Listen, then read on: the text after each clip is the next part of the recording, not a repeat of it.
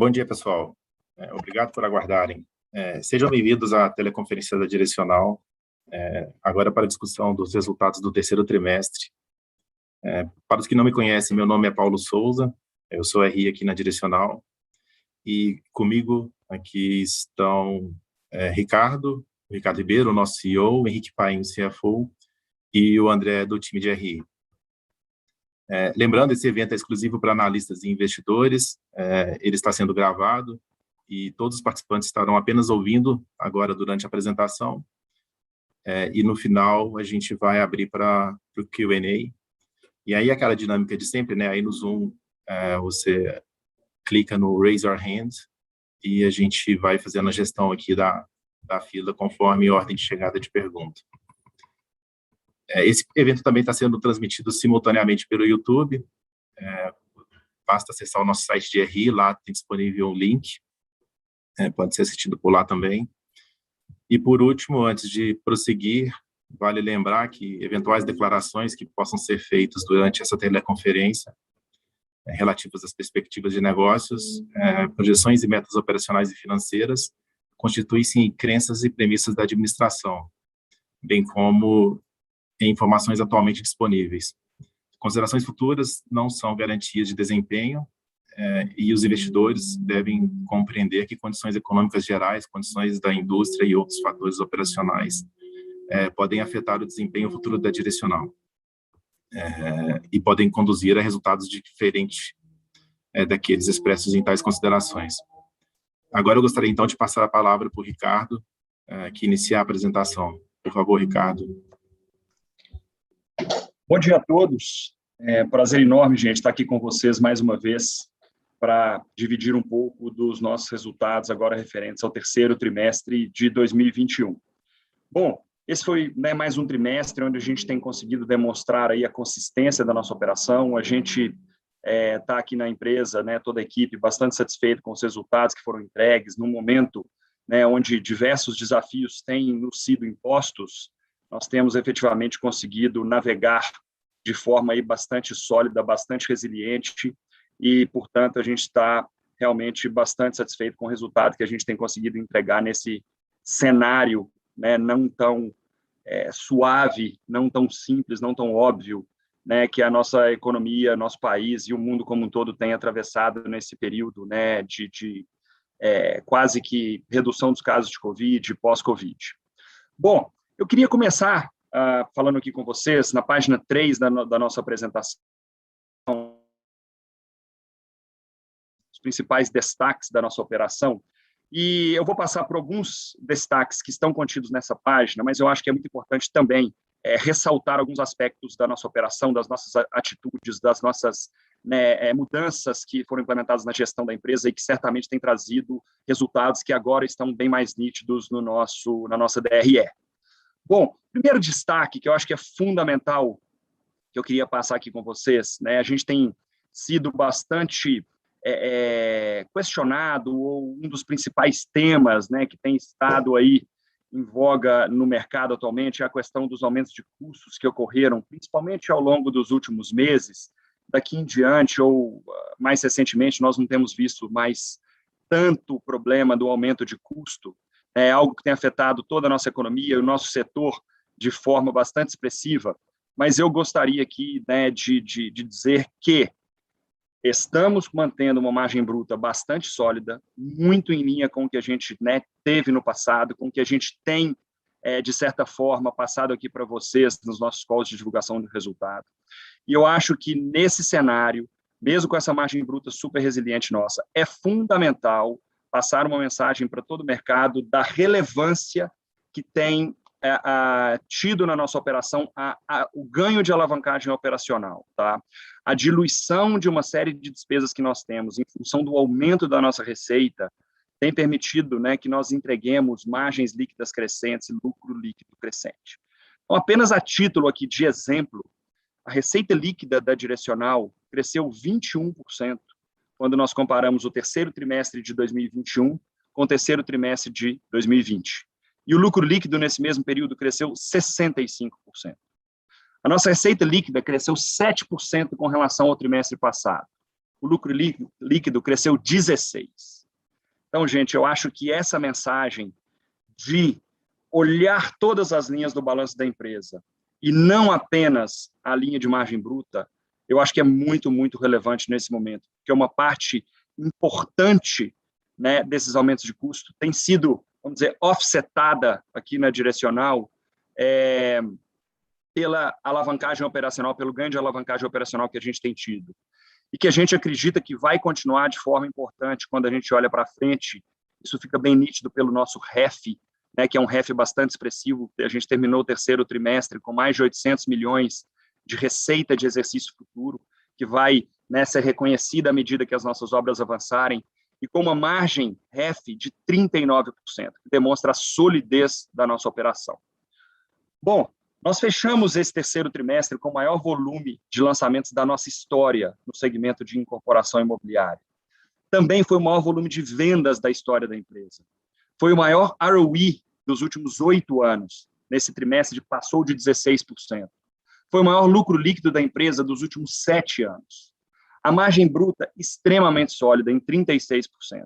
A margem REF, como eu disse aqui anteriormente, de 39%. Aqui, quando a gente fala de margem REF e de margem bruta, gente, eu acho muito importante destacar para vocês um trabalho realmente muito bem feito aqui na nossa operação, que é justamente o equilíbrio entre VSO e margem. A gente sempre destacou que nós buscaríamos aqui na direcional VSOs ali em torno de 18%, alguma coisa entre 18% e 20%. A gente tem operado na Riva a 21%, na direcional um pouco abaixo disso. Nossa VSO média nesse terceiro trimestre, como vocês vão ver adiante, foi de 17%. Mas isso tem nos permitido, né, realmente operar com uma precificação extremamente adequada do nosso produto, que nos fez passar por esses últimos 12 meses praticamente sem mudança na margem bruta da empresa. Então, eu sempre destaquei isso aqui. Eu acho que essa nossa forma de operação, onde nós antecipamos o movimento de reprecificação dos nossos produtos, antecipamos compras de diversos insumos, mudamos o mix de produto da direcional de forma muito expressiva. Vocês vão ver mais adiante a relevância que a Riva ganhou na nossa operação nesses últimos trimestres. Sem dúvida nenhuma, fez toda a diferença para que nós pudéssemos estar entregando margens brutas referência no setor, com VSO muito sólida e um volume muito baixo de estoque concluído. Na nossa visão, essa estratégia foi realmente muito importante e tem se provado muito assertiva nesse período, né, onde os desafios que têm nos sido impostos no dia a dia não têm sido pequenos, mas que a gente tem conseguido realmente navegar e entregar resultados muito sólidos aqui para os nossos acionistas. Bom, um outro destaque que eu queria dar, e que eu acredito que vai ser muito importante daqui em diante, é a dispersão geográfica da direcional. Nós não temos hoje concentração acima de 15% em nenhuma cidade que nós operamos. Anotem aí, e isso vai ser, na nossa visão, muito relevante para os próximos trimestres e muito relevante para a manutenção de uma operação bastante sólida aqui da nossa empresa, tanto em direcional quanto em Riva. Bom, eu queria agora, depois de ter passado por esses destaques, que eu acho muito relevantes, passar pelo material, iniciando pela página 4, onde nós tratamos dos nossos lançamentos. Como eu disse anteriormente, esse terceiro trimestre, né, nós teve um volume recorde de lançamentos para a empresa, na história, toda a nossa história, quando nós consideramos, né, o segmento de incorporação imobiliária, desconsiderando a faixa 1, que há anos atrás teve um volume bastante expressivo aqui na direcional. Nós lançamos, portanto, quase 1,1 bilhão de reais nesse terceiro trimestre, o que significou um crescimento de 88% em relação ao mesmo período do ano passado. Nos 9 meses, encerrados agora em setembro, nós tivemos crescimento de lançamentos de 129% quando comparamos ao ano passado e chegamos a 2 bilhões e 400 milhões de reais.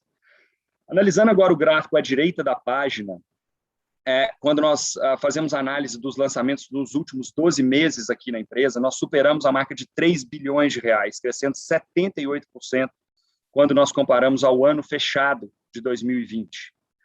Nessa parte relativa aos lançamentos também, não tem como não destacar a relevância que a Riva tem ganhado aqui dentro do grupo como um todo. Então, Riva, nesse terceiro trimestre, lançou 621 milhões de reais, superando a direcional em lançamentos. Então, nos 9 meses, encerrados em setembro de 2021, Riva lançou 20 vezes mais do que nos 9 meses encerrados em setembro de 2020, ou seja, no mesmo período do ano passado. Essa operação tem nos permitido, né, ajustar o mix da empresa, aliando, né, crescimento à manutenção de margens, tá? Então, a Riva hoje, e cada vez mais, tem um papel muito, muito relevante na estratégia do grupo como um todo. E, de novo, todo o desenho, né, da empresa tem se mostrado, mais uma vez, bastante assertivo, produtos com demanda extremamente sólida por parte do mercado e realmente uma eficiência na produção, na construção dos empreendimentos da Riva, advindo de todo o know-how que a Direcional adquiriu, né, ao longo desses anos, onde nós somos aí um dos precursores na introdução de novos modelos construtivos no setor imobiliário brasileiro, que tem feito toda a diferença na eficiência que a gente está conseguindo entregar na operação da Riva.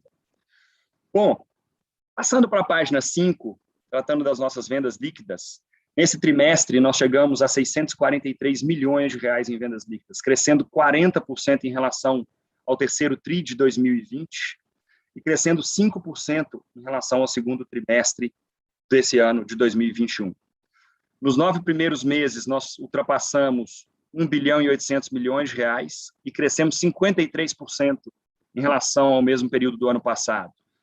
Agora, quando analisamos os últimos 12 meses, foram mais de 2 bilhões e 300 milhões de reais em vendas líquidas.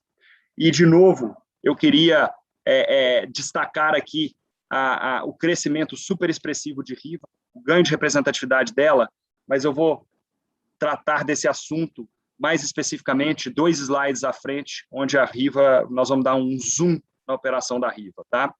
Na página seguinte, página 6, apesar de termos tido um volume enorme de lançamentos, né, nesse terceiro trimestre, foram mais de 1 bilhão de reais, como eu disse anteriormente, nossa VSO se manteve muito sólida, tá? Em 17%, o que demonstra, de novo, uma demanda muito forte pelos nossos produtos, e demanda essa que nós continuamos a perceber mesmo após o fechamento do terceiro trimestre desse ano. Então, nosso mês de outubro se manteve aí em patamares bastante fortes de venda, com crescimentos expressivos quando comparado ao ano passado, ao mês de outubro do ano passado, e tendo sido outubro o melhor primeiro mês, tá, de um trimestre aqui na Direcional nesse ano de 2021. Nós gostamos sempre de analisar o trimestre, né, o primeiro mês, o segundo e o terceiro mês do trimestre, e comparando sempre primeiro com primeiro, segundo com segundo. A gente julga que isso é bastante relevante nessas análises, e outubro foi o melhor primeiro mês de um trimestre desse ano de 21. Ou seja, a gente continua vendo uma resiliência bastante forte na procura pelos nossos produtos, tanto de Direcional quanto de Riva. Bom, a VSO da empresa, como vocês podem analisar, tem se mantido muito estável nesses últimos trimestres, tá? Não temos tido grandes variações de VSO e a gente tem procurado, como eu disse anteriormente, né, uma adequação entre VSO, precificação de produtos, manutenção de margens, e eu acredito que esse ajuste fino que a gente tem feito tem sido muito adequado e, de novo, está se mostrando muito nítido nos resultados que a gente está entregando. Um outro ponto relevante, né, a destacar aqui nesse item de VSO e margens foi realmente o fato de termos, na nossa visão aqui, antecipado bastante o movimento de reprecificação dos nossos produtos, a partir do final do ano passado, quando nós percebemos, né, que teríamos um cenário de aumento de custos além do que imaginávamos, e isso, sem dúvida nenhuma, tem nos permitido passar por esse período com variações muito pequenas na margem bruta, como eu disse anteriormente. Na página 7, acho fundamental destacar a operação da Riva. Né, Riva tem apresentado um crescimento extremamente forte, já representando 37% do volume consolidado de vendas, tá, do grupo. A estratégia da Riva muito, muito assertiva, a demanda tem se mostrado muito sólida, mesmo nesse cenário de aumento de taxas de juros. Acreditamos que nós temos produtos realmente muito diferenciados e que têm sido objeto de desejo, né, dos nossos clientes, da população das cidades onde nós atuamos. Riva teve, né, um crescimento de vendas nesse trimestre de 281%, quando nós comparamos ao terceiro trimestre do ano passado. E nos 9 primeiros meses desse ano, um crescimento de 192%, quando comparamos com os 9 primeiros meses de 2020. Crescemos trimestre contra trimestre, ou seja, terceiro tri contra segundo tri, 33% em vendas na Rio. Isso é muito expressivo. E mesmo com um volume de lançamento superior aos 600 milhões de reais, a VSO se manteve extremamente sólida, em 21%. Bom, eu queria passar a palavra agora para o Paim, para, né, que ele passe aí com vocês pelos principais destaques financeiros, vou estar à disposição para perguntas e respostas ao final da apresentação. Tá? Muito obrigado. Obrigado, Ricardo. Bom dia a todas e a todos. Obrigado pela participação no nosso call de resultados referente ao terceiro trimestre de 2021. Antes de começar a mostrar os destaques financeiros, gostaria de destacar 2 pontos com vocês. O primeiro ponto a gente vem mapeando todos os impactos sociais que o nosso negócio tem na sociedade. A gente está bem impressionado com o tamanho desses impactos sociais, a gente muda as micro-regiões que nós atuamos. Então, definitivamente, na hora que a gente começa a discutir de assuntos ESG, a gente percebe que o S na nossa operação é um S muito destacado, e a gente tem bastante orgulho de trabalhar nesse cenário, mudando a realidade das famílias de baixa renda e de média baixa renda no mercado brasileiro. São 12, 13 mil famílias que podem mudar sua realidade todo ano, quando a gente viabiliza esses imóveis e as famílias mudam completamente sua perspectiva de crescer, de criar os filhos, saem de lugares que não têm água potável, esgoto sanitário e vão para um apartamento, para um empreendimento com piscina, área de lazer, murado, segurança. Então, esse é um dos nossos propósitos aqui, o que faz a gente acordar de manhã para vir trabalhar aqui na Direcional todo dia, pela importância da nossa operação para termos o Brasil melhor no futuro. Segundo ponto que eu queria colocar rapidamente a gente vem cada vez usando a tecnologia como competência aqui na Direcional. Estamos mudando o processo de forma muito acelerada, quase uma revolução tecnológica, né? Não é nem uma transformação digital, uma revolução digital. Para vocês terem uma ideia, nós atingimos agora, nesse trimestre, 80 RPAs, que são os robozinhos de tarefas repetitivas. Esses robozinhos têm se replicado de forma muito importante. Nós aprendemos a programar esses robozinhos aqui internamente e a gente tem feito todos os movimentos repetitivos através desses robôs, o que significou praticamente dobrar o tamanho da empresa em 2021 sem nenhuma mudança na quantidade de pessoas, nos headcounts que nós temos nas nossas áreas de back-office. Então, isso demonstra como a empresa vem se digitalizando, se automatizando, e como isso cada vez mais é um DNA nosso. A gente vai olhar bastante esse conceito, que a gente acha que esse é o caminho do presente e do futuro definitivamente. Então, nós estamos muito atentos a esse ponto, melhoria da eficiência, somos um player de eficiência operacional, então a gente tem que trazer a tecnologia como grande aliado e com um ponto cultural do nosso negócio aqui para a gente tocar nossas operações. Pode passar por isso lá, próximo, por favor. Aqui já entrando nos financeiros, né, nos destaques financeiros, primeiro ponto que eu gostaria de colocar para vocês é a receita líquida. Receita líquida, no lado esquerdo do slide, a gente consegue perceber que a gente saiu de patamar de 376 milhões no terceiro trimestre de 2020 para 453 milhões, 21% de crescimento, 9 meses, 20 contra 21, 20% de crescimento. Então, é um crescimento já importante, mas ele parece um crescimento baixo quando você compara com lançamentos e vendas. Isso é muito simples de explicar. No nosso ciclo de negócios, nós primeiros temos a prospecção do terreno, no segundo lugar a gente faz o lançamento, bem resumidamente, faz o lançamento, faz as vendas, começa as obras, começa a medir as obras e aí, percentage of completion, começamos a receitar a nossa operação. O primeiro ciclo do lançamento está acontecendo de forma muito bem sucedida, a assertividade dos produtos estão lançando, o que se traduz na VSO, como o Ricardo comentou, num patamar bem saudável, e agora a gente está na continuidade desse ciclo, onde as obras estão acelerando e essa receita vai chegar com bastante força. Toda essa receita do lado direito, que não está no nosso balanço, que é a receita REF, né?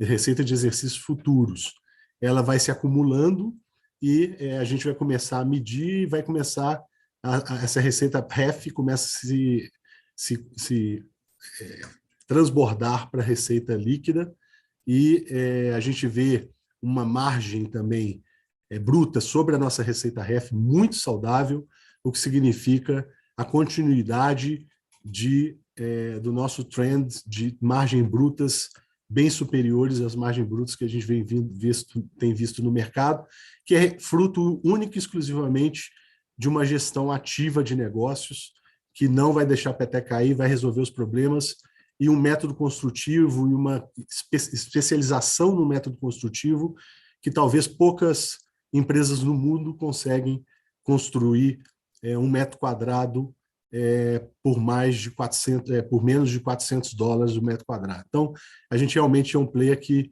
se a gente tivesse em qualquer lugar do mundo, a gente estaria muito competitivo, partindo do pressuposto que a nossa capacidade de construção a preços baixos é um grande diferencial.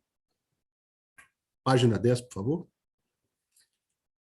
Descendo aqui para o lucro bruto ajustado, aqui a gente também consegue ver, na linha superior, né, no gráfico esquerdo, como comportamento da nossa margem bruta ao longo do tempo, né, a margem bruta ajustada.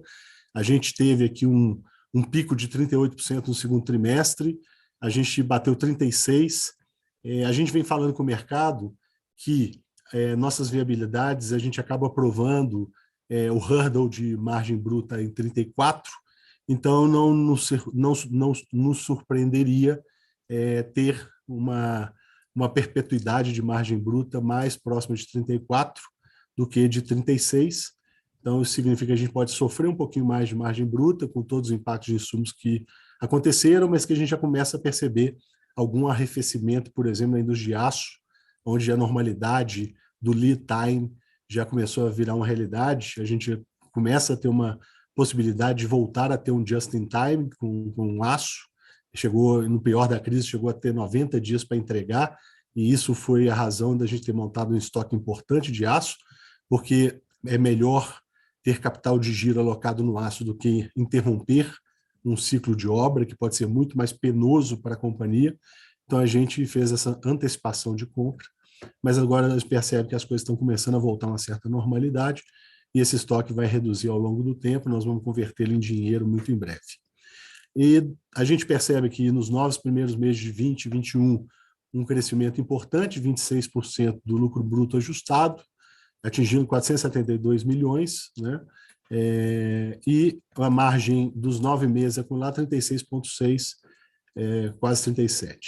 E do lado direito, a gente percebe a grande evolução que a gente teve e como que essa evolução ela foi muito resiliente, né? Então, se você pega 342 milhões de lucro bruto ajustado em 2018, a gente está aumentando aqui um pouco mais de 70%, 3T 2021, últimos 12 meses, atingindo 630 milhões. Então, todos os sinais vitais, na hora que você olha todos os gráficos, exceto os gráficos relacionados à alavancagem, dívida, mas estão todos muito bem, demonstrando que nós somos uma companhia vibrante, uma companhia que cresce, que está trazendo resultado, continua disciplinadamente, com foco nos seus negócios, com um modelo de negócios muito consolidado e muita disciplina em cima desse modelo de negócio.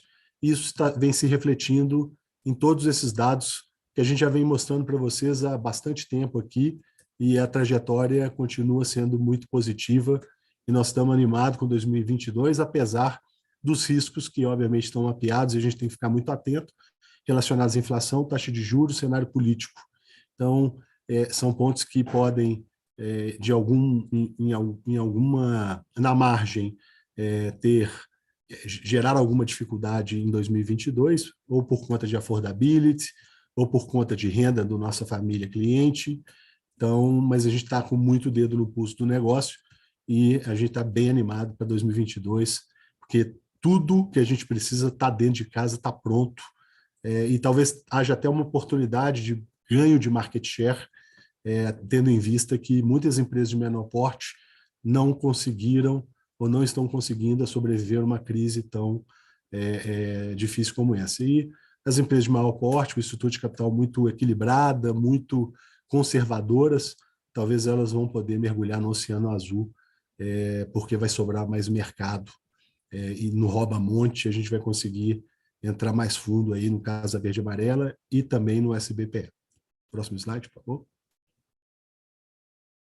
Próximo slide, 11. A gente gostaria de mostrar aqui 2 pontos que a gente acompanha com muito cuidado, com muita recorrência, que é o SG&A, né? O G&A no lado esquerdo do slide, então a gente, no terceiro trimestre, chegou a 7% da receita bruta. A gente está meio flat nesse negócio, mas tem um ponto da alavancagem operacional, da alavancagem da capacidade de escalar a operação e ratear este tipo de custo, com toda a tecnologia que a gente está embarcando na nossa operação. Então, a gente acredita que esse G&A, definitivamente, sobre a receita bruta, quando a receita começar a acontecer, e eu falei que o próximo ciclo vai ser agora o da receita, porque o de lançamento já veio, o de venda já veio, agora definitivamente o de obra já está chegando e o de receita vai acontecer, a gente vai ter uma diluição importante para a gente melhorar bastante. Temos bastante ambição em relação aqui a essa G&A, e a tecnologia vai nos ajudar sobremaneira para a gente ser talvez o melhor operador nesse ponto, refletindo todo o nosso lema interno de eficiência operacional, de buscar cada centavo que esteja por aí, para a gente ser realmente um benchmark de eficiência operacional. Então, estamos trabalhando arduamente, tecnologia ao nosso lado, e o efeito de diluição vem em breve. Podem escrever aí que o efeito de diluição está chegando. E nas despesas comerciais tem esse efeito de diluição também, até porque tem as despesas de marketing que acabam acontecendo praticamente em conjunto, juntamente com o lançamento. Então, você acaba tendo um upfront maior no marketing. Depois, as despesas comerciais acontecem, mas na hora que você vê como a gente acelerou bastante vendas, na hora que você faz a comparação da despesa comercial sobre as vendas líquidas, vocês percebem que tem um efeito de diluição importante. Sobre a receita bruta de incorporação, a gente está andando de lado, mas esses 2 números, quer dizer, a venda continuando avançando, a gente vai ter mais efeito de diluição e a receita bruta acontecendo, como eu falei já para o G&A, definitivamente vai atingir patamares de excelência, que talvez um dos melhores do mercado em alguns trimestres posteriores. Então, eu tenho bastante convicção de que nós vamos conseguir fazer isso. Slide 12, por favor. Aqui eu queria dividir um pouco com vocês a questão sobre a gente tem operações que a gente não consolida a receita nos nossos balanços, né? Que a gente tem sócios, tem parceiros nesse negócio, mas é um trabalho que a Direcional está fazendo, que ela está em geral, liderando a obra, fazendo a obra, executando, fazendo a administração, o back-office, toda a venda, todo o trabalho operacional está na mão da Direcional, mas isso não aparece na nossa receita, e a gente quis dar um disclaimer aqui para vocês, um disclosure, na verdade, para vocês, mostrando como tem sido mais significativo essas SPS que não consolidam, mas que dão um trabalho importante para nós, como isso vem crescendo, né? Então, se terem ideia, 9 meses 20, 9 meses 21, foram 29% de crescimento, e isso se reflete diretamente no nosso resultado de equivalência patrimonial. Vocês percebem que a gente cresceu 108% do terceiro TRI de 20 para o terceiro TRI de 21, e 9 meses 21 crescemos a bagatela de 336%. Significa que a gente tem tido bastante sucesso nesse tipo de operação, e como ela não aparece na receita, a gente queria mostrar para vocês que tem mais um NACO aqui que a gente faz, mas que não aparece único e simplesmente na nossa equivalência patrimonial no balanço. Penúltimo slide, lucro líquido antes de minoritários. Aqui mostra um pouquinho como que seria a nossa receita se a gente tivesse 100% da nossa operação conosco, né, sem minoritários. Então, a gente teria uma margem líquida antes de minoritários de 13%. Para vocês terem uma ideia, a nossa margem líquida no terceiro TRI 100% direcional foi 10%. Então, tem 2,6% que nós estamos deixando na mesa aqui, que a gente acaba pagando por minoritário, e a gente tende a reduzir esse percentual de minoritários. A gente vem falando isso há algum tempo. Esse rollout não é rápido, mas a gente continua com essa mesma tendência de reduzir a participação dos minoritários para que eles levem cada vez menos esse lucro líquido, e esse lucro líquido seja 100% ou tende a ser 100% do lucro líquido da direcional. Tá? Leva tempo, como eu disse, mas vai ser uma estratégia que vai trazer muito valor para o nosso acionista.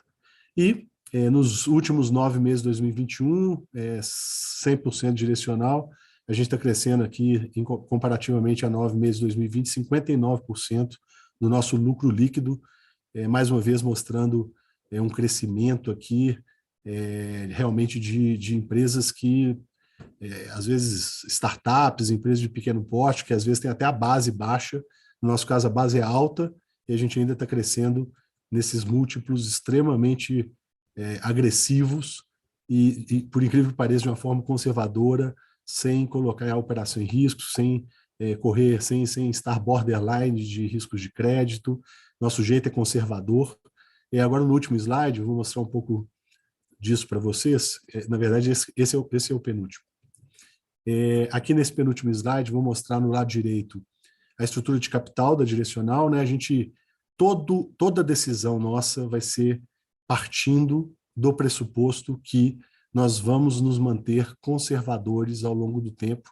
Nós estamos há 40 anos no Brasil, nós queremos ficar mais 40, 80, mais anos no Brasil. Só conseguiremos isso se a gente manter uma estrutura de capital equilibrada. O Brasil é cíclico, tem eleição ano que vem, então a gente continua com a alavancagem dentro daquele range que a gente vinha falando com vocês, que nos dava conforto entre 15% e 20%. A gente está batendo aqui quase no teto desse range. Apesar de ser 20%, ainda é muita desalavancagem. Para vocês terem ideia, o nosso covenant financeiro de dívida é 50%.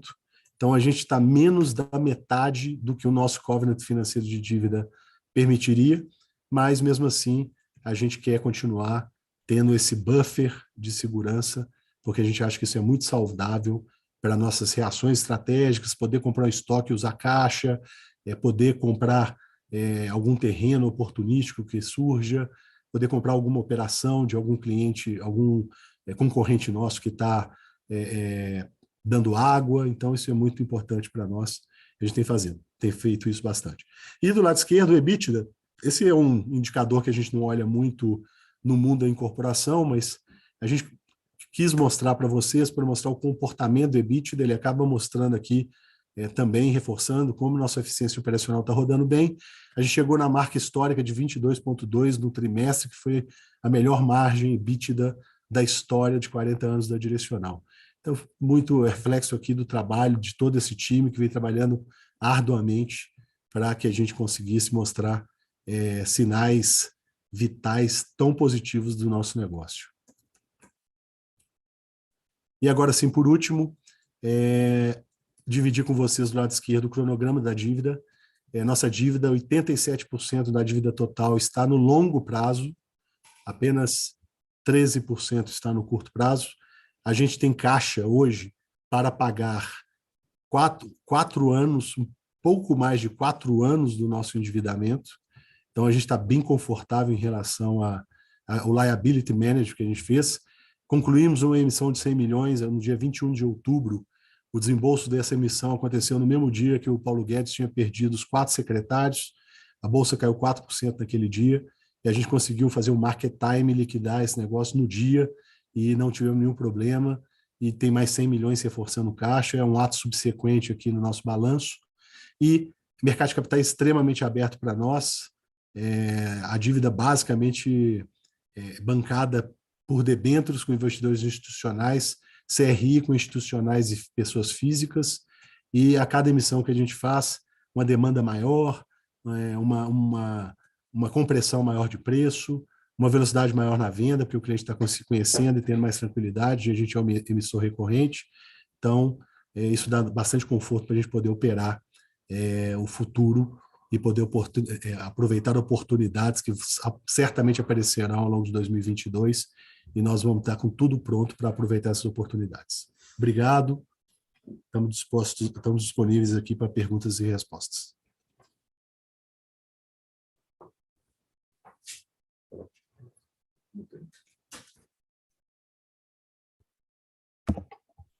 Bem, pessoal, obrigado por aguardar. Vamos começar aqui o processo de perguntas e respostas. E aí, só lembrando, a gente tem aquela dinâmica do Raise Your Hands aí, e está sendo composta uma fila. E a primeira pergunta é da Thaís Alonso, do Citibank. Thaís, você está liberada para falar. Bom dia, Henrique, Ricardo, Paulo. Parabéns pelo resultado. A primeira pergunta é sobre margem. Vocês vêm conseguindo manter margem, manter uns 70 bips ano a ano. E o que a gente deve ver daqui para frente, com ganho de preço, e se vocês ainda têm produtividade para ganhar nas obras.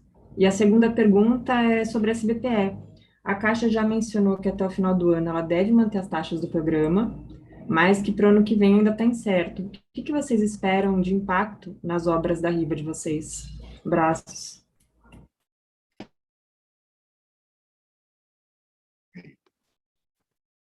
Thaís, bom dia. Obrigado pela pergunta. Vamos lá. Com relação a margens, né, você deve ter percebido aí que a gente está com a margem REF muito sólida. A gente sempre passou aqui uma mensagem de que, assim como o Paim disse na apresentação dele, o nosso hurdle para aprovar lançamentos é de margem bruta em torno de 34%. A gente tem operado acima desse patamar há bastante tempo. Né? No call de divulgação de resultados do segundo TRI, nós dissemos que os 38% reportados ali não deveriam ser recorrentes. Ao longo dos próximos trimestres, né, é possível que você veja essa nossa margem bruta convergindo para esse hurdle que a gente tem, né, quando a gente aprova o lançamento de produto, apesar de estarmos fazendo todos os esforços para operarmos, né, com a margem bruta mais sólida, maior patamar de margem bruta possível, sempre, né, naquela análise VSO versus precificação, e também um ajuste importante no mix do nosso produto, onde a Riva tem um papel bastante relevante. Então, assim, a gente não tem visto hoje, né, nos nossos projetos em andamento, nenhum problema de orçamento ou de revisão de orçamento. A gente está muito confortável com os orçamentos que nós temos atualmente. Diria que hoje a gente tem uma visibilidade maior, né, um pouco mais de conforto com relação a potenciais aumentos de custo. A gente viveu, olhando para trás, talvez o último ano, né, com muita coisa mudando num prazo muito curto, mas eu diria que aí nos últimos 1 mês e meio, 2 meses, a gente já tem um conforto bem maior com relação à manutenção de custos e um cenário mais benigno do ponto de vista de aumento de custos de insumos. Então, a gente vê uma margem bruta bastante sólida daqui para frente. Não deveremos, com as informações que nós temos até o momento, né, de fornecedores e as nossas obras que têm em andamento, a exposição bastante pulverizada a diversas praças do país, uma exposição relativamente pequena ao mercado de São Paulo. Então, a gente tem um conforto grande que a operação está bastante dentro do trilho e não vemos grandes surpresas com relação à margem bruta, a não ser uma mudança natural de mix, onde nós temos projetos sendo entregues, cujos custos foram majoritariamente incorridos em períodos, né, onde os insumos eram mais baratos. Quando esses produtos são reprecificados, dado que nós, né, operamos com VSOs, na nossa visão, saudáveis, no patamar de 20%, a gente sempre tem produto disponível para venda com um POC, vamos dizer, mais elevado, 50%, 60%, onde a maior parte dos insumos já estão comprados com preços travados. Se a gente, né, reprecifica esse estoque, a gente opera nesses produtos com margens brutas mais altas. Novos produtos que são lançados entram no patamar de margem bruta, né, já mais recorrente desse nosso negócio. Então, é natural que, à medida que os produtos mais novos passem a ter uma representatividade maior na nossa receita, a gente tem uma convergência dessa margem bruta para os patamares históricos da empresa e tal. Mas nada não recorrente ou nada que nos cause aqui qualquer tipo de preocupação com relação ao futuro da margem bruta da empresa ou eventuais volatilidades mais elevadas de margens brutas reconhecidas em um determinado trimestre. Tá? Não é esse o cenário aqui dentro. Acho que a gente fez um trabalho muito bem feito de precificação, mix e engenharia, tá? Tanto na nossa parte de execução de obras quanto na parte de suprimentos. Então, realmente foi um trabalho que a gente está muito, muito satisfeito e sem soluços nesse item margem bruta. Visão 2022 SBPE. Difícil dizer, né, dado que a questão das taxas de juros não está sob nossa gestão. É natural que quando a gente vê nas curvas pré abrindo, né, girando aí no patamar de 12, mesmo o Selic também com uma perspectiva de aumento, é o que a gente tem visto e o que a gente tem lido relativamente, né, às perspectivas das próximas reuniões do Copom. Isso possivelmente, né, pode se refletir na precificação do crédito imobiliário concedido tanto por bancos privados quanto pela Caixa Econômica Federal. Com relação à Caixa Econômica, que é o principal parceiro, né, da operação tanto de direcional quanto de riva, eu sempre disse isso também, ela trabalha com uma taxa de balcão e uma taxa de relacionamento. A taxa de balcão é aquela taxa utilizada para análise da capacidade de financiamento do comprador.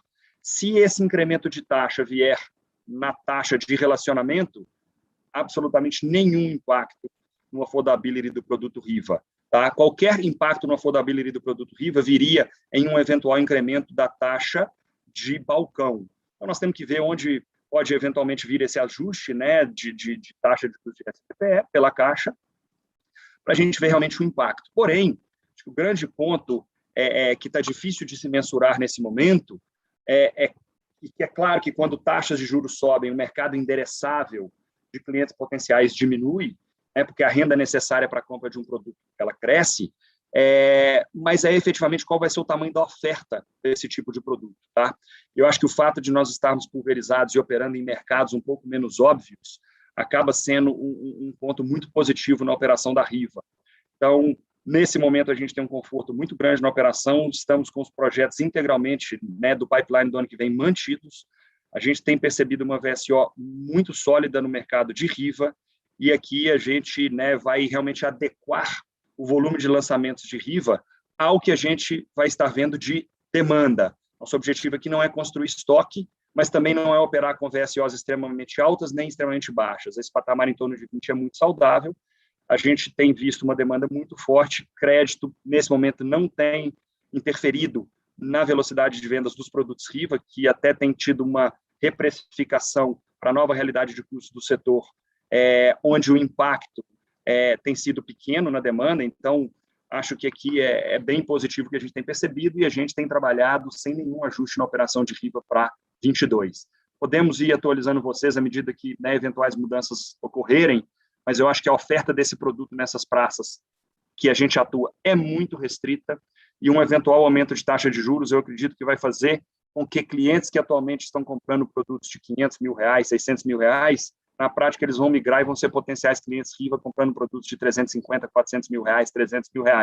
Não acho que o mercado Riva tende a sofrer tanto, né, com um aumento de taxa de juros que não seja extremamente expressivo, né? Se forem aumentos pontuais, a gente é muito, muito otimista com a operação de Riva.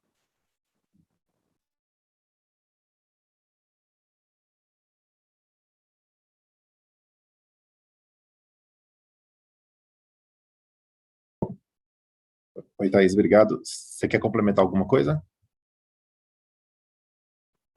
Não, gente, muito obrigada. Tá, joia. Obrigado, Thaís. Nossa próxima pergunta é do Bruno Mendonça, do Bradesco BBI. Bruno, está aberto o seu microfone aí. Pessoal, bom dia. Obrigado pela pergunta aí, pela conferência. Ricardo, você falou algumas vezes já sobre a diversificação geográfica como alavanca, né? Se você puder falar um pouco mais sobre isso aí, na sensibilidade, como que está a sensibilidade de vendas e repasse de preço por geografia? Até especificamente, eu queria ouvir um pouco sobre a performance de São Paulo versus outros estados, né? São Paulo sempre teve aquele trade-off de competição maior, com uma profundidade de mercado também maior, mas qual que é o papel que você acha que São Paulo vai cumprir aí nesse momento de mercado um pouco mais difícil, se ele continuar realmente mais difícil, e quais praças têm sido destaque? Essa é a primeira pergunta. Se eu já puder fazer a segunda aqui, porque é um follow-up da pergunta da Thaís. Em um eventual cenário de aumento de taxa da Caixa, né, o que vocês têm discutido aí de alternativas? Né? Você falou sobre migração do cliente descendo da pirâmide, mas vocês veem espaço aí para sei lá, aumentar o pró-soluto, acelerar a securitização para continuar mantendo atratividade, ou quem sabe reverter parte dos projetos de volta para dentro do programa. Enfim, fala um pouco também sobre a reversibilidade do Land Bank aí, um cenário, se o cenário caminhar para algo pior do que a gente está enxergando agora. Obrigado. Bom, Bruno, obrigado aí pela pergunta. Vamos lá, começando pela diversificação geográfica, o mercado nosso é muito difícil de se generalizar o cenário para um país do tamanho do Brasil. Tá? Então, não dá para falar que o mercado está bem ou está mal, porque o mercado se comporta de forma bastante distinta, né, nas diferentes cidades onde a gente atua. Que é curioso, mas às vezes dentro de uma mesma cidade você tem regiões que estão com demandas extremamente sólidas e regiões que estão muito ofertadas. Ele tem uma característica muito local o nosso mercado, tá? Então, qualquer generalização aqui eu acho que pode significar um erro de análise bastante grande. Então, quando a gente fala de Brasil, o fato da gente ter uma operação muito pulverizada em mais de 40 cidades, sendo que nenhuma delas hoje supera 15%, eu acho que é um conforto muito grande. A gente tem olhado com um certo cuidado, como você citou, o comportamento do mercado de São Paulo, que é um mercado extremamente resiliente, com uma renda formal, né, extremamente grande, um mercado muito formalizado, que é fundamental, né, na obtenção de uma aprovação do crédito imobiliário por parte dos bancos. Mas é um mercado que, por outro lado, tem um volume de players muito significativo, além das próprias incorporadoras. Você tem muitos, né, fundos imobiliários, que também têm um papel bastante relevante, que acabam, de certa forma, tendo a capacidade de elevar o volume de oferta de forma bastante expressiva. Então, essa é uma praça que a gente tem olhado esse equilíbrio oferta-demanda muito de perto, e também, né, como vai se comportar a procura por mão de obra com um volume maior de canteiros em andamento daqui em diante, tá? Então, a gente tem percebido, nos últimos meses, um comportamento onde retornos sobre o capital investido em projetos fora de São Paulo têm sido superiores ao retorno sobre o capital investido nos projetos nas nossas SPS de São Paulo. Tá? Além disso, a gente tem percebido VSOs também mais elevadas em praças onde a gente tem um volume menor de oferta, um número menor de players atuando. Um dos pontos, né, até no momento ali que a gente estava discutindo o potencial IPO de Riva, a gente foi, de certa forma, um dos itens levantados, né, pelos investidores foi muito o mercado do Rio de Janeiro, onde a Riva tem uma exposição importante, e eu digo que hoje esse é o mercado onde a Riva apresenta a maior VSO, e Direcional também tem apresentado uma VSO bastante sólida. Então, a nossa visão, que a gente falou, tem se demonstrado na prática, e a gente é muito otimista com a nossa capacidade de atuar nesse mercado e com o potencial de lançamentos que a gente tem nessa praça, onde o comportamento da demanda tem sido melhor do que em praças mais óbvias, como o mercado de São Paulo, por exemplo. Quando a gente fala, né, de potenciais alternativas num cenário de incremento de juros, principalmente no segmento Riva, dado que no segmento de Direcional essa parece não ser uma realidade, a gente teve, inclusive, recentemente, a redução das taxas de juros da faixa 3, agora grupo 3 do Casa Verde Amarela, sem dúvida nenhuma, com essa redução das taxas de juros e com o incremento do teto do programa para R$ 264 mil, a gente tem todo o potencial, toda a flexibilidade para, em diversos terrenos Riva, fazer ajuste dos produtos para que eles sejam enquadrados, tá, dentro do programa. A conta é relativamente simples, né? Mas a gente tem um potencial de aproveitamento de um terreno onde a gente pode fazer unidades maiores ou menores. Se nós optarmos por fazer unidades menores, o que acontece é que nós vamos construir mais unidades no mesmo terreno. Então, esse ajuste no mix de produto para adequar, né, um mix Riva entre faixa grupo 3 versus segmento do SBPE, ele é viável, ele é factível. Nesse momento, não é algo que a gente tem feito, a gente tem percebido uma demanda bastante grande, né, logo acima do Minha Casa Minha Vida, antigo, atual Casa Verde Amarela, e esses clientes que ficaram fora do mercado de 2015 a 2019, 2018, quando as taxas de juros do SPP estavam muito altas, têm sido os nossos principais compradores atualmente. Mas caso seja necessário um ajuste nos produtos para que no mix Riva a gente tenha uma parte mais relevante dos projetos enquadrados no grupo 3, provavelmente aí com um volume maior de unidades de 2 quartos, com um banheiro, unidades um pouco menores, isso é perfeitamente viável, e eu não vejo atualmente no cenário de Riva, dada essa flexibilidade da mudança de produto, o risco de nós termos equity investido em terreno que a gente não consiga monetizar, tá? Então, nesse momento, né, o que eu acho que é a mensagem importante para ser passada aqui, a gente tem um cuidado muito grande aqui na Direcional, né, com o retorno sobre o patrimônio da empresa. Essa é uma das principais métricas que a gente analisa aqui quando nós também estamos investindo capital em um determinado projeto. A gente precisa ter a flexibilidade, num cenário mais adverso, de devolver o capital do acionista para que continuemos operando, entregando retornos acima do custo de capital da empresa. Então, esse é um cuidado que a gente tem, e eu queria passar essa tranquilidade aqui para vocês, que capital parado em terreno não vai existir, porque a gente pode efetivamente ter uma flexibilidade nesse produto, se for necessário, apesar de não ser o cenário que a gente está vendo atualmente, tá, Bruno?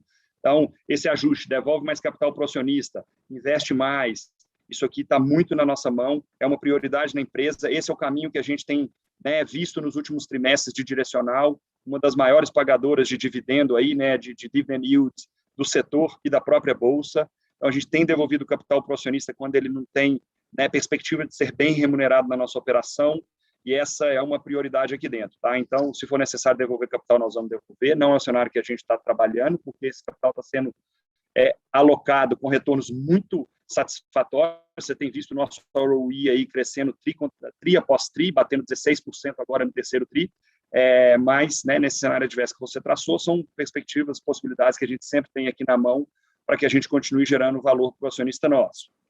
Um segundo ponto que você citou, relativo ao pró-soluto. Nesse momento, a gente não tem mudado absolutamente nada na nossa política de pró-soluto, nós não mudamos nada ao longo dos últimos anos. Não temos isso como sendo uma possibilidade, tá? Nesse momento, até porque nós não temos hoje problema de avaliação dos nossos imóveis por parte dos bancos financiadores, as avaliações estão bastante em linha com os preços de venda, então não tem sido necessário aumento de pró-soluto para tentar enquadrar, né, clientes de renda mais baixa como potenciais compradores. A gente tem uma preocupação muito grande com o crédito, e eu acho que a nossa carteira de pró-soluto tem um índice de adimplência muito significativo, talvez aí, né, não sei exatamente como o setor tem operado, mas acredito que seja uma referência no setor, a qualidade da nossa carteira, tanto que em novembro do ano passado nós somos a primeira empresa, que pelo menos eu tenho ciência aqui, que fez um true sale de parte dessa carteira, e a gente está sempre analisando essas possibilidades, tá, Bruno? Então, a carteira nossa é uma carteira hoje de montante expressivo, é algo aí próximo a 300 milhões de reais, um true sale dessa carteira, dependendo da taxa, né, de desconto que ela acontece, é grande gerador de valor para o nosso acionista, e a gente está sempre analisando essas possibilidades para aproveitar as oportunidades quando elas aparecem, tá? Então, essas alternativas, vocês têm visto a gente sempre trazendo operações aí inovadoras, que na nossa visão traz muito valor para o acionista nosso, e caso essas oportunidades apareçam, não tenha dúvida que a gente vai fazer, né, e aproveitar isso aí. Então, maximizou o retorno para o acionista nosso, a gente tem sempre aproveitado as oportunidades, e a monetização desses ativos é uma das oportunidades que a gente sempre analisa. Sem querer tomar tempo demais do call aqui, mas só porque você falou uma coisa que me chamou a atenção sobre o reenquadramento, assim, por mais que o aumento do teto do Minha Casa Minha Vida esteja recente, você não acha que já faz sentido discutir isso de novo? Assim, até os custos aumentando como estão, a gente tem visto players menores, principalmente do faixa 2, sofrendo muito com margem, e o discurso do governo muito alinhado em que o programa precisa do teto do faixa 3 para poder quase que bancar, né, os subsídios das faixas mais baixas. Será que já não é hora? Você vê espaço para que essa discussão já retome no curto prazo, ou pelo menos num prazo menor do que a gente poderia esperar, dado que é tão recente? Bruno, vamos lá. Eu acho que aqui né, é importante a gente sempre ter em mente que os recursos são finitos, né? Então, assim, o FGTS, apesar de estar né, tem uma solidez financeira atualmente bastante grande, mas ali tem um orçamento que é limitado, né? Nós não temos recursos ilimitados, e infelizmente esse recurso disponível para o Casa Verde e Amarela não é suficiente para atender toda a demanda que a gente tem, né, anualmente de formação de novas famílias com renda abaixo dos 7 salários mínimos, que é dos 7 mil reais, desculpa, que é o limite para se enquadrar dentro do programa. Então, acho que aqui, né, nesse momento, até pensando, acho que como a melhor solução para o país e não necessariamente para as empresas, dado que o orçamento do programa tem sido executado, é preferível que a gente não tenha um incremento desse preço-teto, porque isso significaria uma construção de um menor número de unidades, dada a limitação desse orçamento, do que a gente, né, eventualmente, ter um aumento de preço-teto. Então, acho pouco provável qualquer aumento de preço-teto, por mais que esse aumento de 10% tenha sido muito inferior ao que a gente teve de INCC de março de 17, quando tinha acontecido o último aumento, até agora, né, novembro de 20, que foi quando entraram em vigor os novos preços-teto, foi mais de 40% de INCC, e o aumento do teto foi de 10%. Isso demonstra claramente um ganho de eficiência muito grande da engenharia nacional, das empresas nacionais, um ganho de produtividade muito relevante, dado que as empresas com um aumento muito abaixo da inflação sentida têm conseguido operar, né?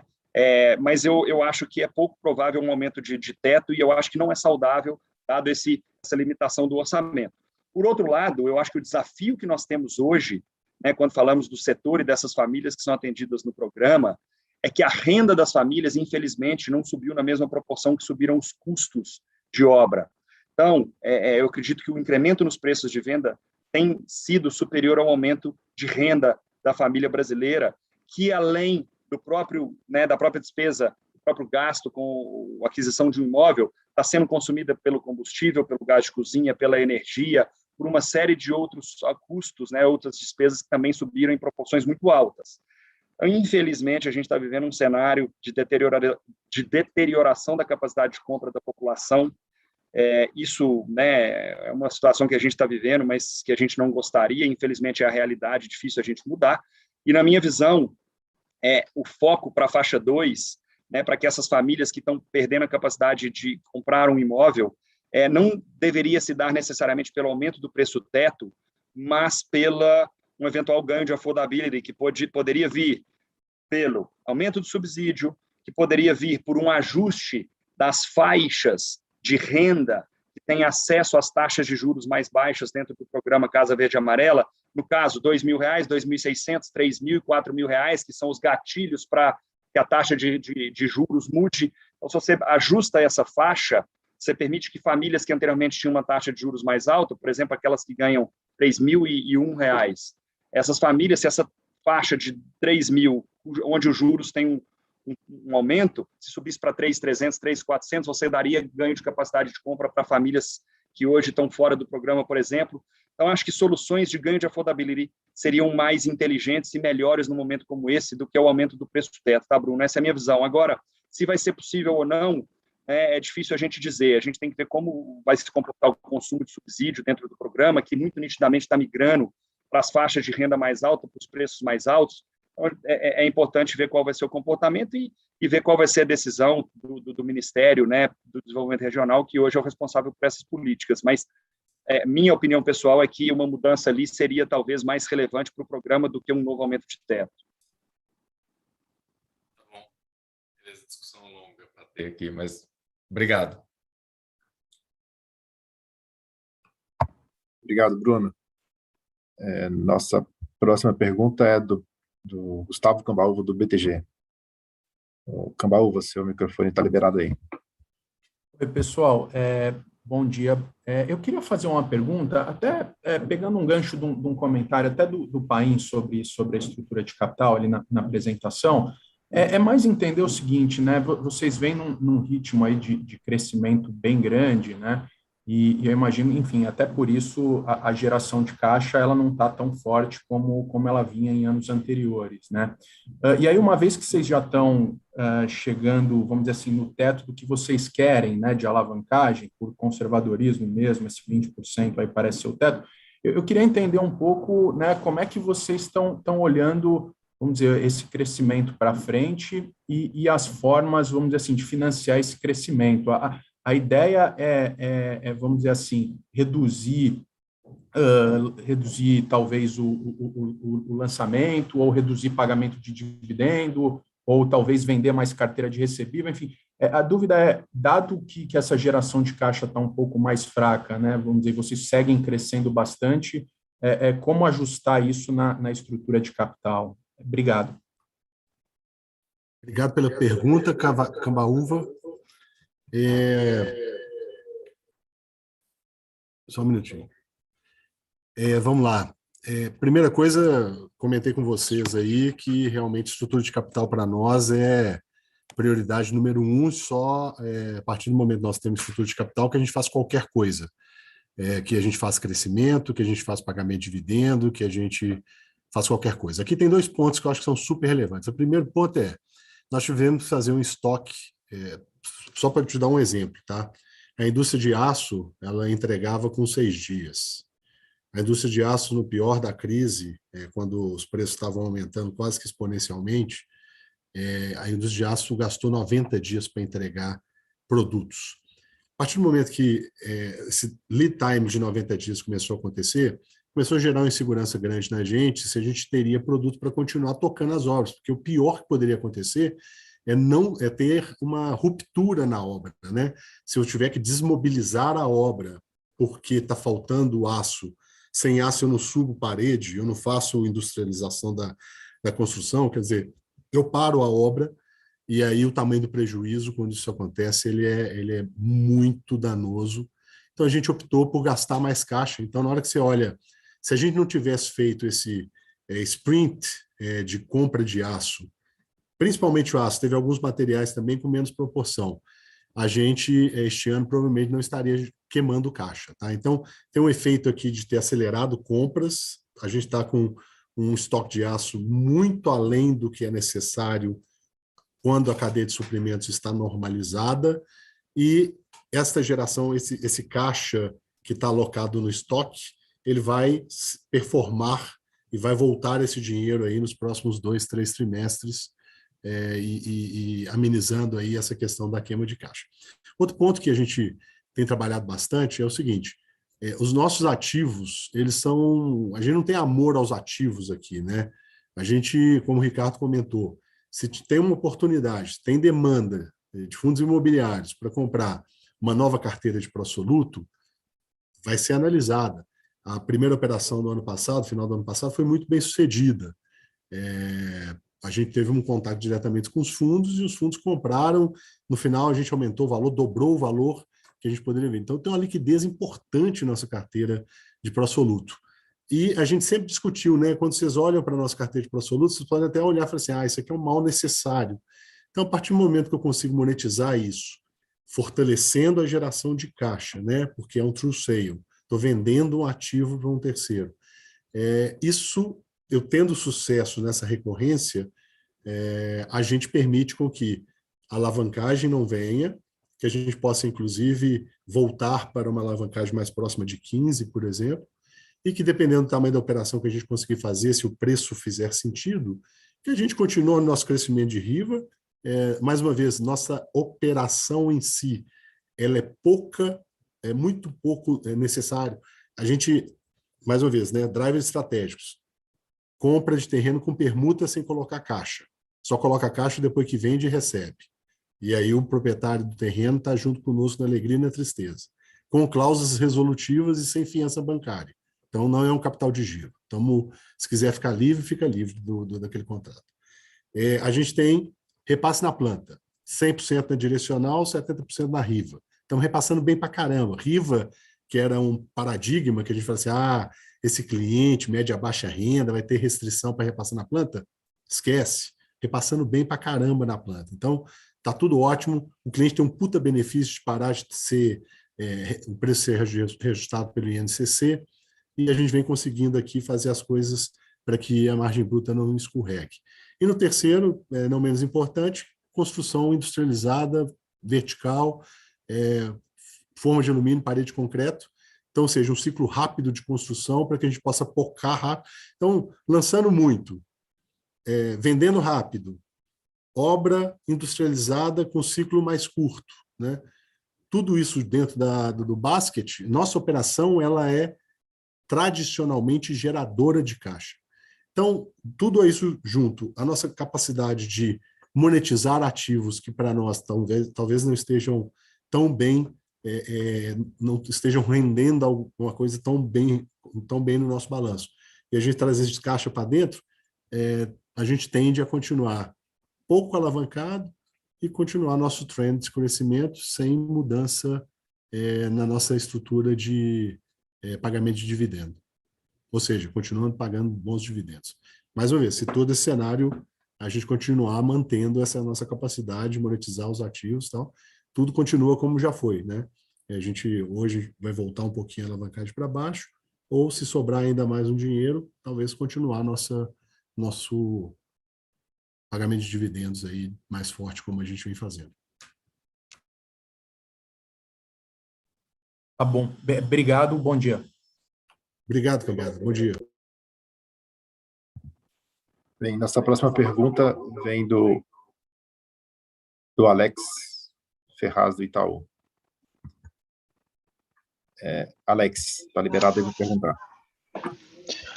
Bom dia, Ricardo, Paim, Paulo e time. Obrigado aqui pela apresentação.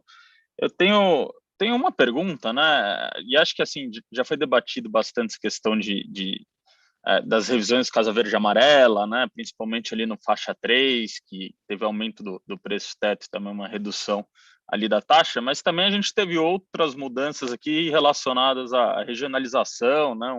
Um desconto, um subsídio maior, principalmente aqui em regiões norte, que a companhia tem um footprint grande, mas assim, não é muito o preço médio que vocês gostam de operar, né? As camadas mais baixas.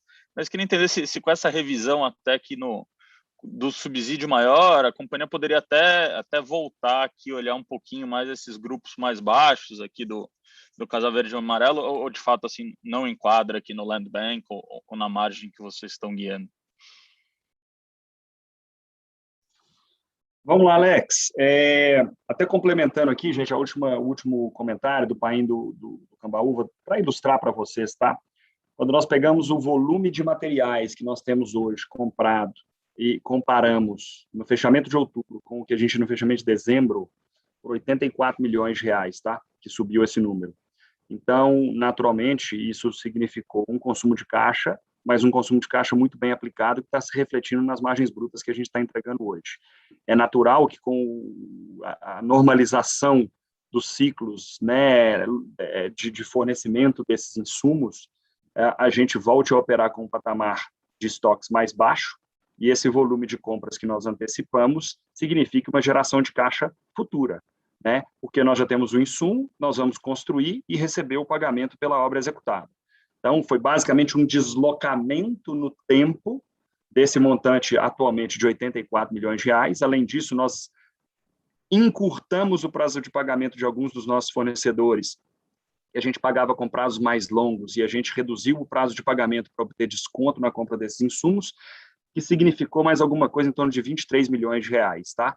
De antecipação entre os prazos que nós tínhamos anteriormente e os prazos que nós chegamos a pagar na pandemia para obter melhores negociações. Se somar isso, dá mais de 100 milhões de reais, o retorno, né, o resultado está nítido nas margens que a gente está entregando, e esse deslocamento no tempo, isso volta, né? Quando as coisas forem normalizando, elas já estão, nós já mudamos drasticamente a forma de atuar aqui dentro da empresa, em diversas áreas, suprimentos é uma delas, e é natural que esse maior volume de capital de giro alocado na produção volte e se transforme em caixa à medida que as obras forem executadas. Estão ilustrando a pergunta anterior. Alex, revisão de subsídios e determinados segmentos onde nós vamos atuar, e mudanças de taxa de juros, né? A gente tem hoje Norte e Nordeste atuando com 0,25% a menos de juros para determinados segmentos de renda, né? E falando um pouquinho da nossa visão, a gente é otimista com todas as faixas de renda do Casa Verde e Amarela, tá? Então, por mais que a gente tenha ajustado o mix de produtos nossos, tanto pelo crescimento da Riva, quanto por uma maior exposição da operação de direcional ao grupo 3 do Casa Verde e Amarela, nós não diminuímos o volume em termos de valores absolutos de lançamento no grupo 2. Então, o que aconteceu é que o crescimento se deu em outros grupos onde nós tínhamos uma menor exposição e nós enxergávamos um espaço para a gente ocupar. Mas a gente continua operando no grupo 2, nós estamos implementando diversos ajustes nos nossos produtos para que nós sejamos, né, e continuemos aí super competitivos no grupo 2, e não é parte da nossa estratégia abandonar esse grupo, tá? Por mais desafiadora que seja a operação nesse segmento, dada a limitação do ganho de affordability dessas famílias que não se beneficiaram de um incremento de subsídio ou de redução de taxa de juros, assim como houve na faixa 3, eu acho que a faixa 2 foi a faixa efetivamente que não teve ganho, a faixa 1,5 teve alguns ajustes, agora na nova curva de subsídio e tal, mas na faixa 2 realmente não teve nenhuma mudança. Eu diria que essa faixa é a faixa que está um pouco mais espremida no programa, mas, por outro lado, a gente enxerga um espaço bastante grande para a gente ocupar, dada a redução da oferta que a gente está vendo nesse segmento. Então, nada muda, continuamos atuando nessa faixa, ela tem atratividade e absolutamente não faz sentido dizer que nós abandonamos o Grupo 2. Tá? O Grupo 2 vai continuar tendo uma representatividade grande aqui dentro da empresa e eu vejo isso como uma oportunidade olhando para frente. Tá ótimo, Ricardo. Obrigado. Obrigado, Alex. Nossa próxima pergunta vem da Fanny, do Santander. Fanny, liberei seu microfone aí. Obrigada, Paulo. Oi, Paim. Oi, Ricardinho. Tudo bem? E aí, Paulo? Obrigada por tomar a minha pergunta e parabéns pelos resultados. Pessoal, é o seguinte, a gente fica falando muito aí de aumento de taxa de juros, né, SBPE, mas eu queria entender, assim, o cliente Riva, ele pode acessar também o pró-cotista do FGTS, né? E em momentos que a gente viu a taxa de juros, sei lá, do SBPE bater 12, a gente está falando de um pró-cotista em torno de 8.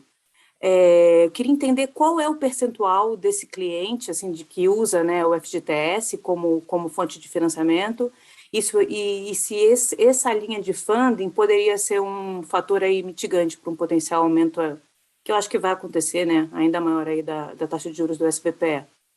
Seria essa a minha pergunta primeiro. Fanny, o pró-cotista é 8,66, tá? A taxa de juros nominal. Hoje, né, vamos dizer, a representatividade do pró-cotista dentro do volume de empreendimentos de clientes da Riva que tiram financiamento bancário é baixíssimo, até porque a taxa de balcão do SBPE ela está inferior a esse patamar de taxa de juros nominal. Então, é natural que os clientes que tenham, vamos dizer, que se enquadrem nas exigências para tirar um financiamento no pró-cotista ainda não optem por essa opção, né, porque ele tem taxas inferiores no SBPE, mas, sem dúvida nenhuma, se houver, né, um incremento das taxas de juros do SBPE acima desses patamares, o pró-cotista volta a ser uma opção, volta, né, a ter uma certa representatividade. O orçamento do pró-cotista ele não é um orçamento tão expressivo, mas eu também acredito que sejam poucos os imóveis que se enquadrem também nessa linha do pró-cotista, tá? Tanto o cliente quanto os imóveis. Eu acho que o produto Riva enquadra perfeitamente nisso aí. Se o cliente também se enquadrar nas exigências, ele pode vir a ser uma possibilidade, sim, para mitigar esse possível aumento de taxa de juros, caso ele se materialize, tá? Por enquanto é perto de zero, mas ele pode ser uma saída, né, caso o aumento, né, ao qual a Thaís se referiu aqui, aconteça. Vamos ver o que a Caixa vai fazer, né? É difícil a gente dizer se o aumento vem na taxa de balcão, vem na taxa de relacionamento. Então, assim, a gente acaba tendo que esperar os anúncios, as mudanças para se adequar, mas o pró-cotista é uma boa solução. Tá ótimo, Ricardinho, obrigada. E só mais uma pergunta, o perfil do cliente da Riva, também você está observando uma mudança, assim, desse cliente, sei lá, potencialmente uma renda mais alta do que vocês previamente observavam, justamente por essa perda do poder de compra, assim? Fanny, a gente tem visto, na média, a renda do nosso cliente subir, tá? Na média. Na minha visão, não porque ele está com a renda comprometida com outras despesas ou outras dívidas, mas porque o preço médio de venda nosso subiu, né, principalmente em função da mudança do nosso mix.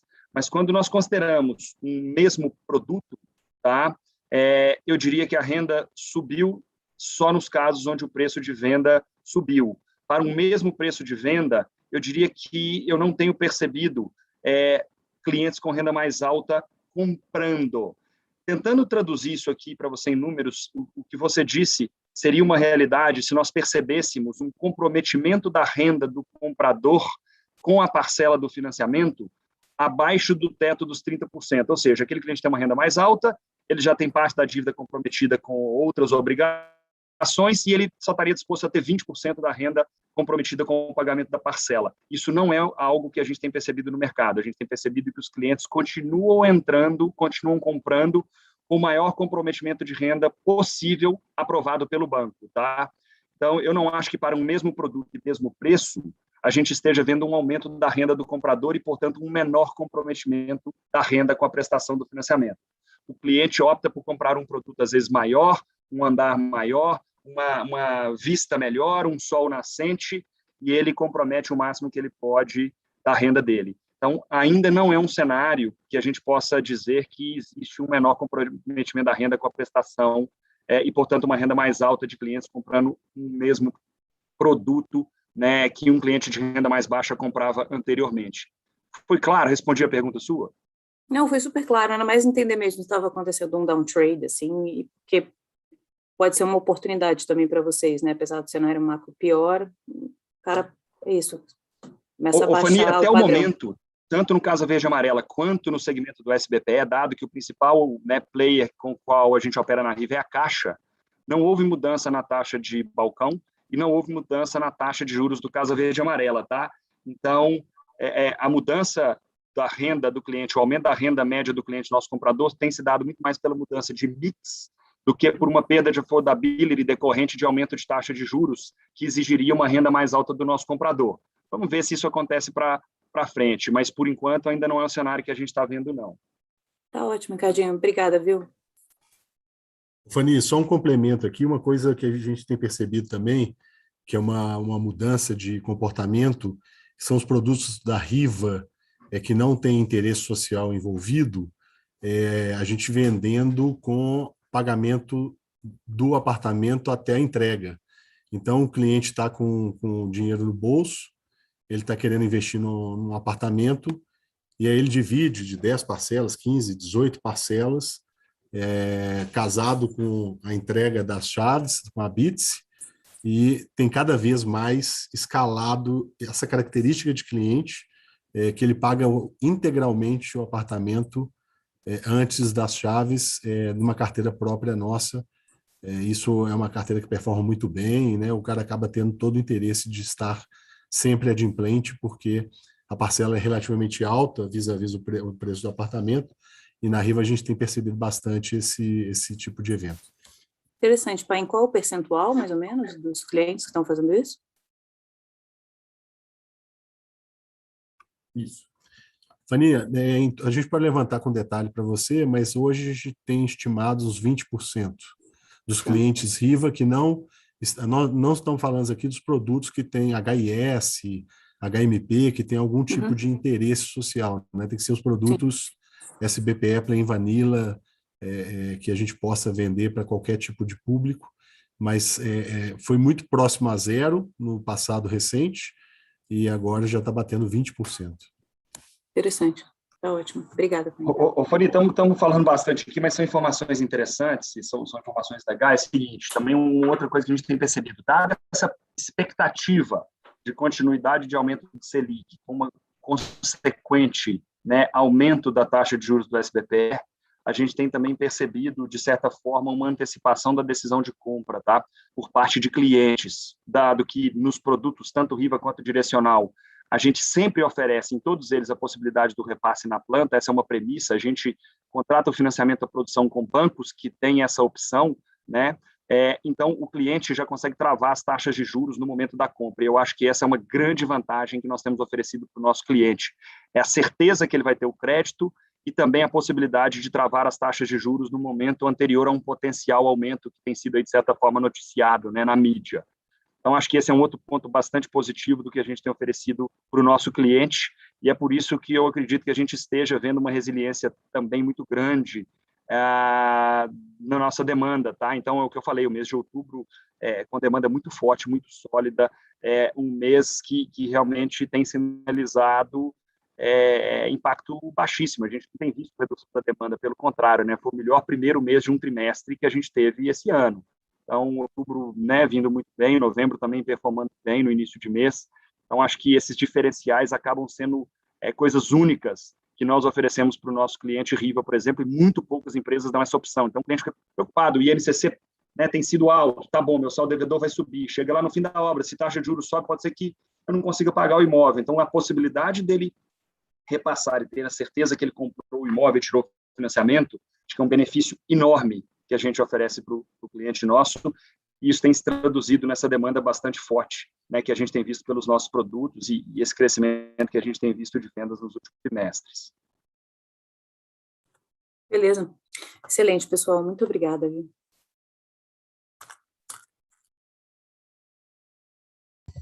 Obrigado, Fanny. Nossa próxima pergunta é o Renan, da XP.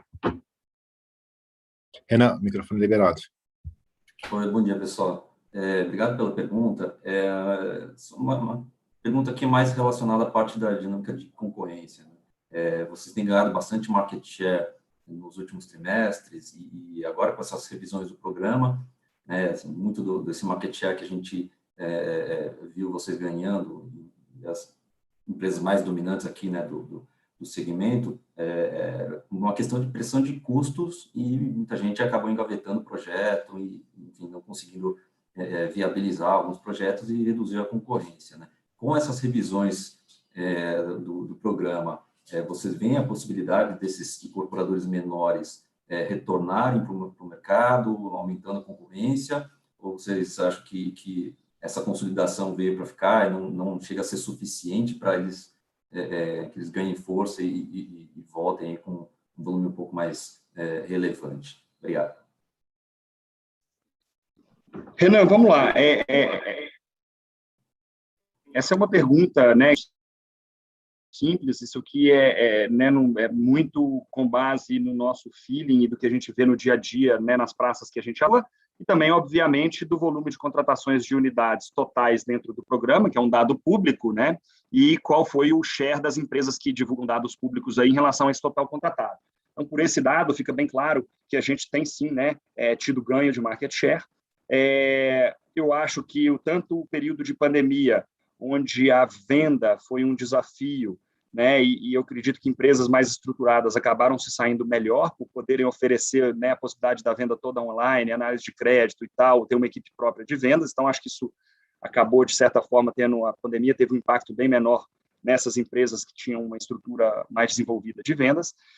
E nesse momento também, né, dados os aumentos de custos de insumos e tal, eu acredito que, né, o que eu falei um pouco antes, a gente alocou um volume de capital de giro muito expressivo, justamente para tentar mitigar esses impactos desses aumentos de custos em produtos cujas vendas já estavam feitas. Então, a gente acaba tendo ali, né, uma série de flexibilidades, possibilidades que nos ajudam a lidar melhor com esse cenário adverso, primeiro de pandemia e agora do desafio nas cadeias de fornecimento de insumos no mundo como um todo, e no nosso setor não foi diferente.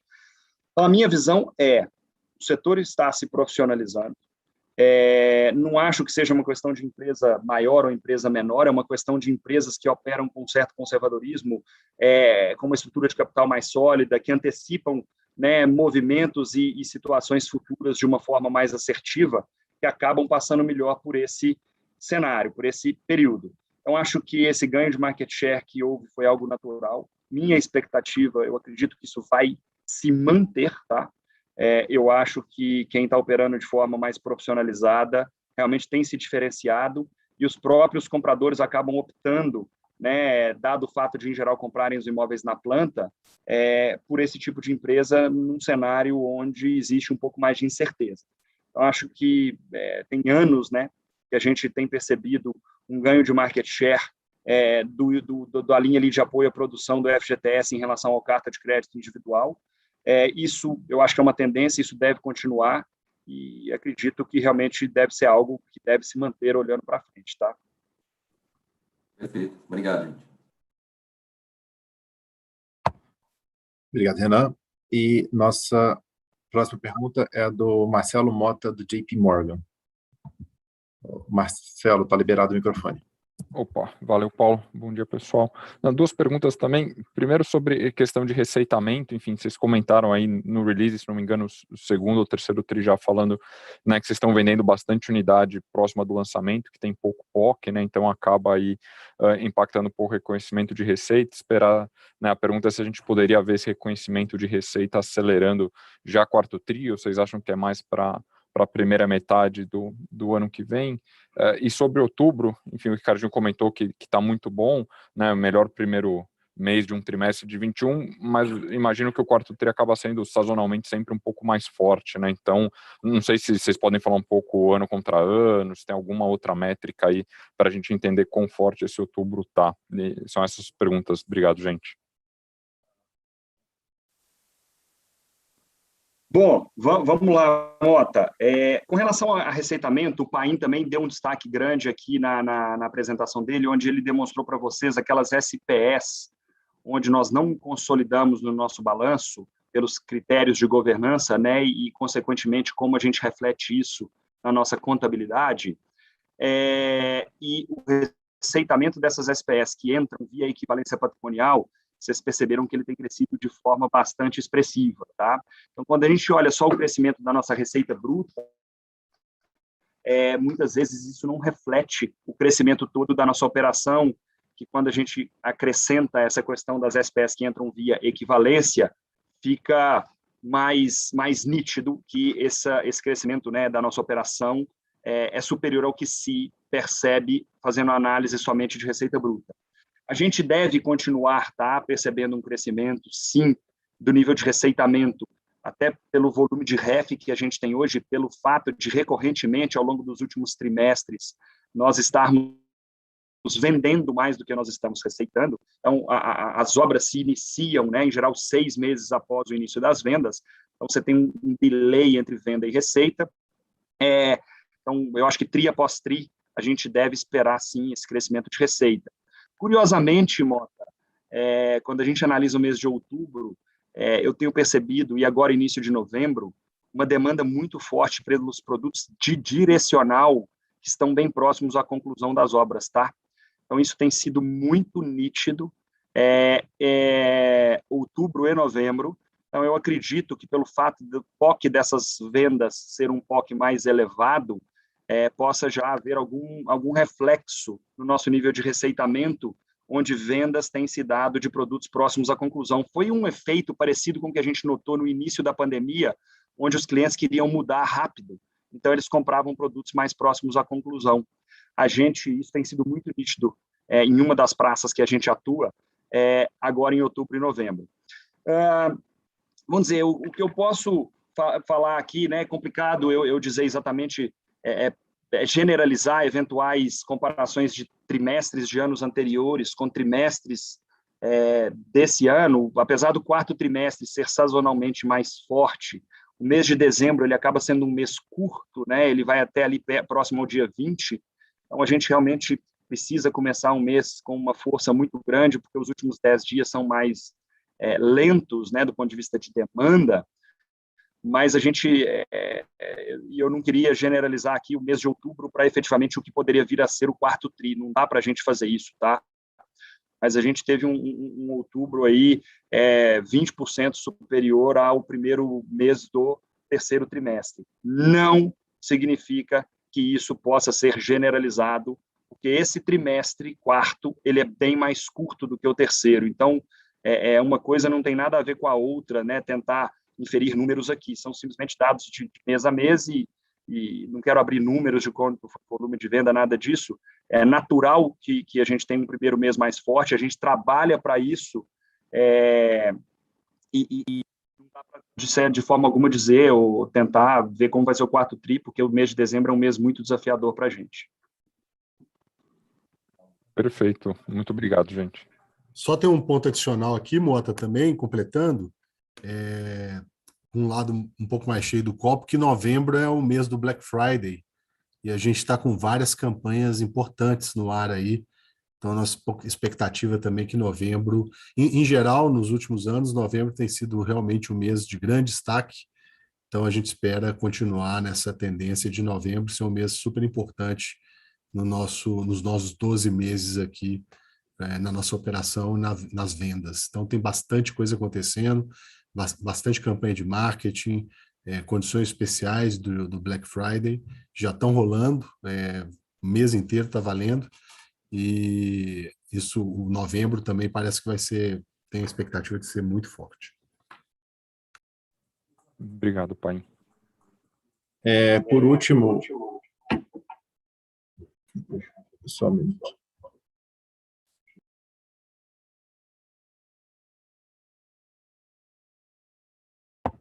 Pessoal, por último, recebemos a pergunta aqui do Alcides Camargo no chat, perguntando se há alguma previsão de pagamento de proventos adicional agora em 21. Vou pedir o Ricardo para comentar essa pergunta. Por favor, Ricardo. Bom, Alcides, né, essas são decisões que geralmente são tomadas pelo nosso conselho, onde diversos fatores são analisados, né, o nível de alavancagem da empresa, a perspectiva, né, de uso e de aplicação desse caixa gerado em novos projetos e tal. Então, realmente, nesse momento, a gente não consegue dizer, né, qual vai ser a opção do conselho olhando para frente, dado o cenário que a gente enfrenta. Então, não consigo, né, infelizmente, passar nenhuma previsão em relação a essa questão de pagamento de proventos ou como a gente vai tratar essa questão de nível de alavancagem, geração de caixa. Realmente não tem como a gente ter essa informação nesse momento. Bem, pessoal, chegamos ao fim do nosso call. Gostaria de agradecer a participação de todos e informar que essa transmissão, essa videoconferência está disponível no nosso site, no YouTube. E, por último, voltar para o Ricardo para considerações finais.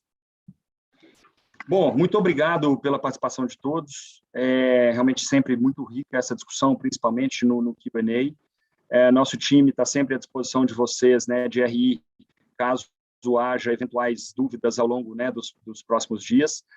Estamos aqui, né, bastante otimistas com a nossa operação, com os resultados que a gente tem conseguido entregar. Eles estão bastante em linha, bastante condizentes com tudo que a gente tem aplicado, dito e implementado na nossa operação. Então, é bastante gratificante nós vermos nos resultados, né, o reflexo de todo o esforço que a nossa equipe tem feito aqui na empresa, e essa é uma recompensa muito grande para todos nós. Importante agradecer todo o time, tanto de direcional quanto de Viva, pelo trabalho, pela disciplina e pelo resultado que tem conseguido entregar. Então, realmente, mais um trimestre onde a gente tem aí uma satisfação muito grande em estar divulgando esses números e continuamos trabalhando aqui muito forte para a manutenção dessa trajetória e realmente para gerar o maior valor possível para os nossos acionistas. Então, muito obrigado e um bom dia a todos.